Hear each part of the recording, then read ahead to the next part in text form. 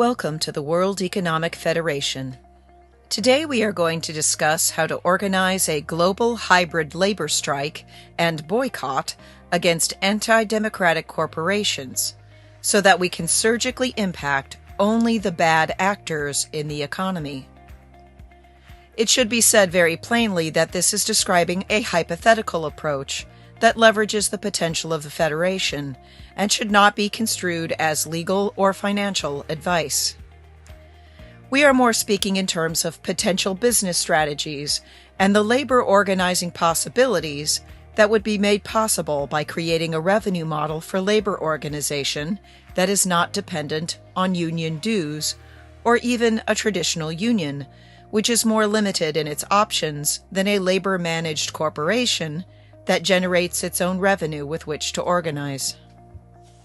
Today, in order to unionize in the traditional sense, you need everyone to pay out of pocket the fees that make that behavior possible, and that union is often in a specific sector and often tied to a specific country. This is because traditional labor organization through unions is created by law and is dependent on those laws and regulations in order to exist. Should our political leaders be paid to take those rights away, your ability to organize is taken away, even if it takes away some degree of freedom of association. The same goes for your freedom of speech. Should political leaders interfere with your freedom of speech to protest in the streets unjust labor practices in employers, or try to declare boycotts of toxic corporations, investments, and shareholders illegal, as they clearly wish to do as well, it becomes clear that the most effective way to organize labor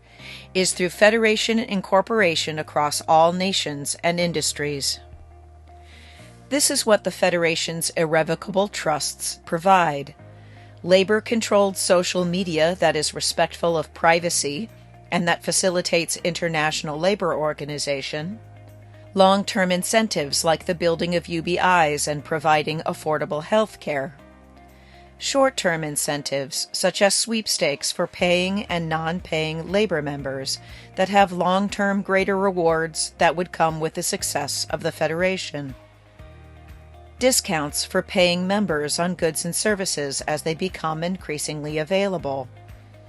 and the establishment of the basis of credit for green investment with membership fees, as well as the funding of continued development of labor organizing infrastructure,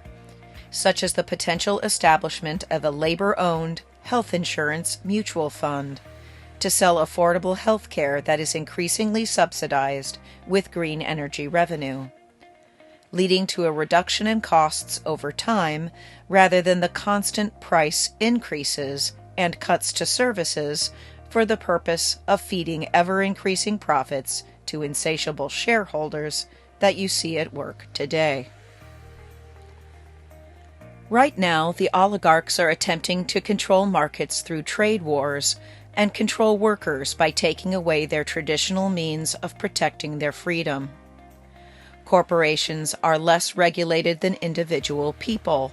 and their definition of freedom is measured by how effective they are at squeezing their workers, who already receive less than living wages and benefits, to maximize profits for shareholders. Rather than just doing a traditional general strike against the fossil fuel economy and its oligarchs, we'd like to try a different approach. We'd like to give workers the choice to empower themselves through choosing certified, Federation-partnered businesses who support climate action, stay out of politics by not paying your leaders to run your democracy against your interests, pay living wages, and provide benefits, while working towards the 4-day workweek. Yes, you can still buy non-Federation products, but if you want ethical consumption in capitalism, Federation-affiliated brands are the products you want to buy. In exchange for their participation in the Federation Affiliation Program, beyond the added consumer support that we've seen demonstrated by Costco's financial success after reaffirming their commitment to DEI, at a systemic level, those partners will also get discounts when using the labor-controlled logistics and supply chains of the Federation.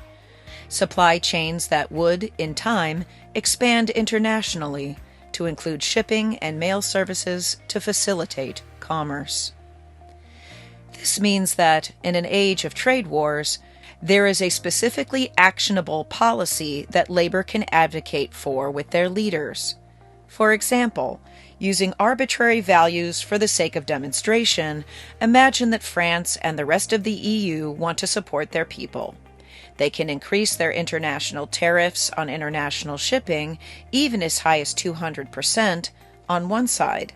but create a loophole for the Federation regarding tariffs, as the Federation is innately fair trade and equitable, and use the revenue gained to further address the climate crisis beyond covering costs. This would rapidly expand the funding of UBIs and the health care subsidies by stimulating the economy with the reopening of international trade, but in a way that does not undermine their domestic workforce. If someone would rather pay 200% or higher tariffs on goods and services than pay their people living wages, they can make that choice. This strategy simply reverses the tyranny of the middleman strategy that is implemented by monopolists, made possible by their increasing their access to credit while lowering wages so you have access to less credit. In other words, free trade for labor-friendly companies and tariffs for the corporations that depend on exploitation, and the tariffs taken can in turn be invested by that nation into its own Federation green infrastructure holdings, accelerating the point at which the government can fund itself using green energy instead of taking working-class income taxes as petrol-based economies do, while at the same time helping the Federation to accelerate the creation of UBI and funding for healthcare. With each step in this scenario, organizing an international labor strike becomes more logistically feasible, because rather than engaging in a general strike and boycott, you can engage in a strategic strike and boycott, where those who are receiving UBIs and affordable health care have their basic needs met for themselves and their families, even if unable to work for a while.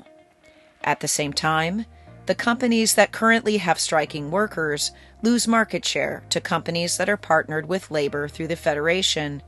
and those Federation-affiliated companies can expand production to hire up the workers who are on strike, subsidized by the Federation's UBI and other services, and supported by an entire economic system, so as not to have to weather a large-scale international strike alone. Not only are those partner companies gaining the market share and employees of their predatory counterparts, but because of Federation commerce being a labor-based and governed ecosystem, the society itself does not have to weather the storm of a general strike in the general sense. Governments need not panic that their economy is shutting down. It is simply moving to a more moral and ethical standard to address humanity's greatest problems, while increasing individual freedom, as the UBI, healthcare, and other Federation services allow people to take more entrepreneurial or other purpose-driven choices in their own lives, free of being told that they have no value beyond their exploitation in service to Wall Street, fossil fuels, and billionaires. If anything, an international Federation strike against only the bad actors and oligarchs in global economics is a free market solution to allow labor organizing around capitalism rather than under it.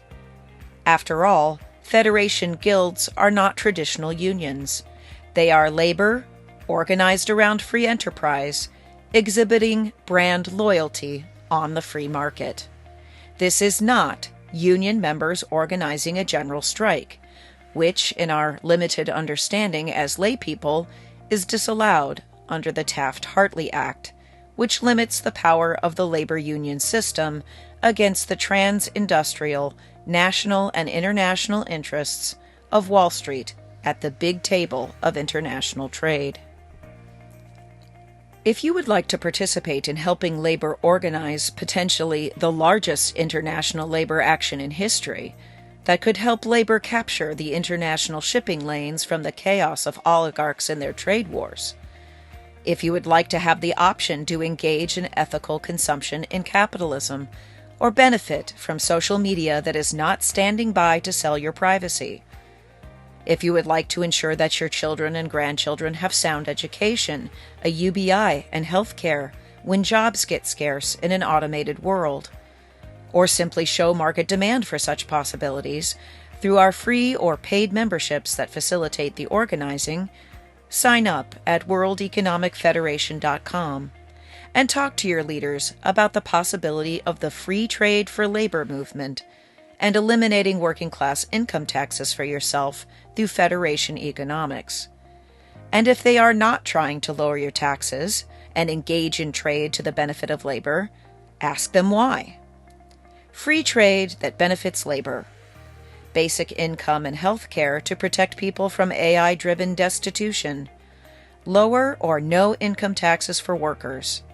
This is everything your leaders promised and more, so they should have to answer to you and explain their highly questionable position, which sells you out to the billionaire class as cheap labor, while taking your taxes to print more money for those same billionaires with government contracts. Now, labor, you can be a stakeholder in those contracts and global economy, because with the Federation, labor can have a seat at the highest table as capitalists in capitalism.